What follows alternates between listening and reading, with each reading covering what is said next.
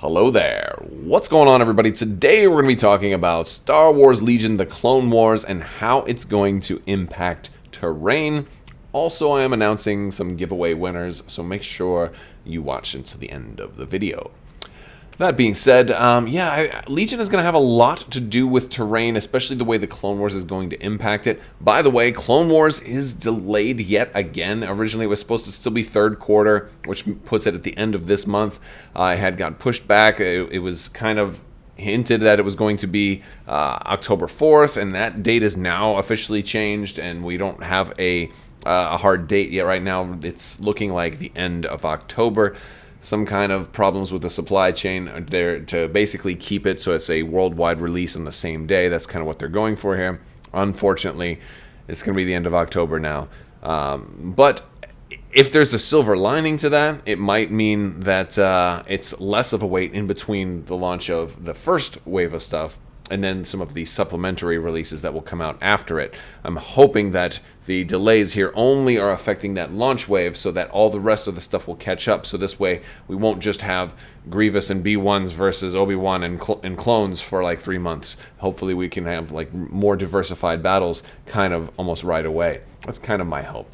And that's kind of one of the things that factors into today, because I'm going to be talking about how we're building terrain boards and how we're building our maps with terrain and how I think that's going to change. So if you remember when Legion first came out, this was your starting scenario, right? Like flat maps with just barricades. And how many of you, raise your hands, how many of you, played something like this when Legion was brand new? Maybe you didn't have your terrain yet. Maybe you didn't really know how much terrain to add. This was a big flat map. It kind of would have actually been pretty nice, if you wanted to run like snow speeders and ATSTs. Then I remember at like the first Gen Con and like some of the very, very early tournaments, we saw some maps that were kind of like this, a little bit more sparse. I can understand reasoning for things like this, but this was pretty painful, especially to Rebel players that have, like that T-shirt save, that white dice. Here's another example. That just it wasn't all that great for the Rebels, and there wasn't a lot of places for them to hide because a lot of people just said, we really just need blocking terrain. We need LOS blocking terrain because the Empire's got that range 4. They've got a lot more longer range things than the Rebels do, and they can just kill us before we can get to them. And that makes sense. That makes sense. And then and especially once snipers came out, gotta have blocking terrain if you're going to survive. So we very quickly started seeing a lot more boards kind of like this that were just totally full and very, very full. Now, one of the problems with something like this is it can be too crowded, right? Your boards can tend to get a little bit too crowded. Now, I do sometimes try to tailor my boards a little bit on the type of game we're going to be playing when it's a casual game. If we're going to do a really crowded board, I like it better if we're using, a lot more infantry units and a lot less big stuff. Like if I know we're doing, ATST versus snow speeder or tanks and land speeders and stuff, I'll probably make things a little more sparse, give them more room to work around.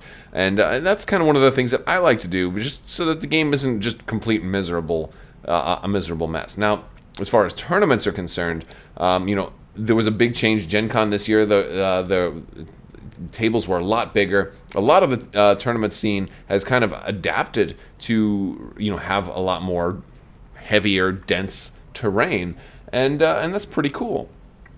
But I think it's going to change.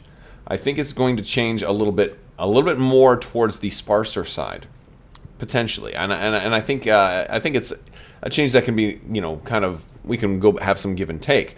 One reason is for the Separatists.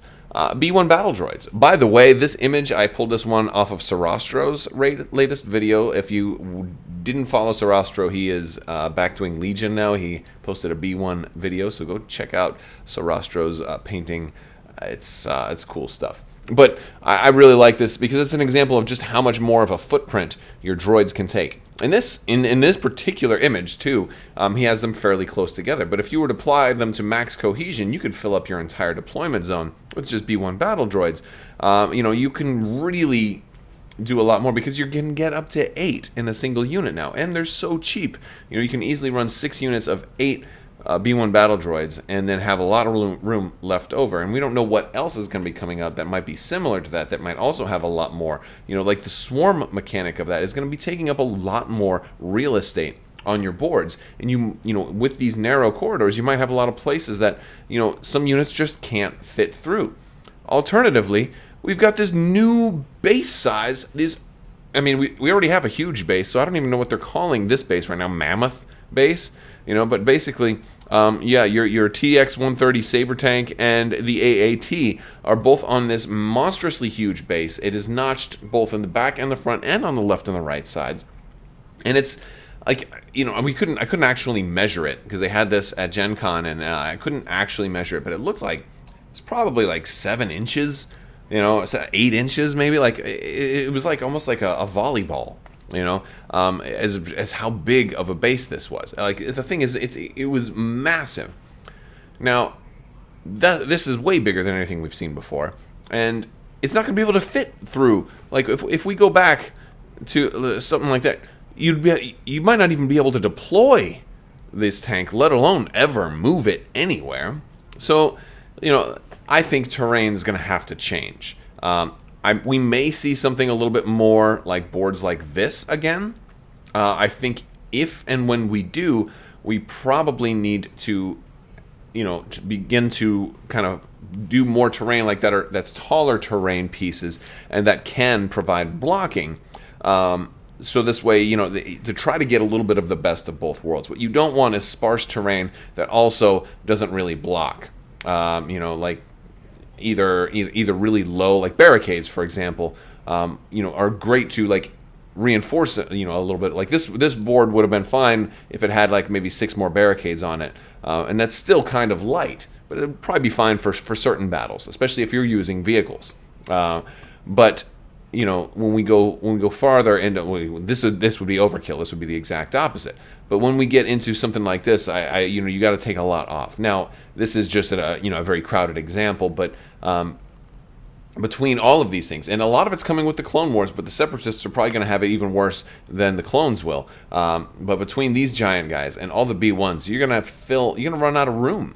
So I do think we're going to start seeing more sparsely populated battlefields, but I also think we'll see maybe taller terrain pieces, a lot less like ridges that you can still have troopers shoot over, a lot more blocking terrain, and to kind of make up. So if you're going to have less, at least have the pieces that are there provide even more protection, to make up for the fact that you have like maybe 20% less terrain or 30% less terrain, somewhere in there. That's my prediction. That's because one of the things I will generally do is when I am setting up terrain pieces, I will try to take the biggest base that I expect is going to be in the game, and if it's just a casual game, we can kind of see that and make sure that everything's have mostly, for the most part, have enough room to move through. You got to be able to fit that base through the tight areas, and sometimes that means you have kind of some avenues. You want to try to maybe make them curved avenues, so you don't have those giant straightaways, so one sniper can just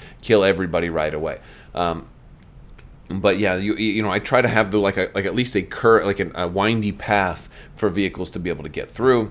I try to have a couple of wide open spaces for like snow speeders and stuff to be able to land for their compulsories and things like that. But with this new base size as being even bigger, one of two things is going to happen. We're going to either do what I said, and we're going to have more sparse terrain, or we're going to start to see a new type of shift in the game where vehicles don't have to move. Like, we haven't seen these things fully spoiled yet, but they may play optimally without moving at all. Maybe they'll just move left and right, and you kind of leave the deployment zones mostly empty.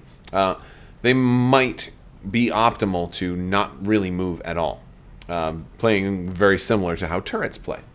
If that ends up being the case, I think that paves the way for something like an AT-AT, because that was always my biggest criticism for something like an AT-AT. I'm like, well, it's way too big. Its base would have to be like this big, and that means you can have no terrain on your board because otherwise it won't be able to move. Well, all of a sudden, now if you want to have something like that, maybe this is a test to see how people will react to vehicles that are so large that they just simply don't move.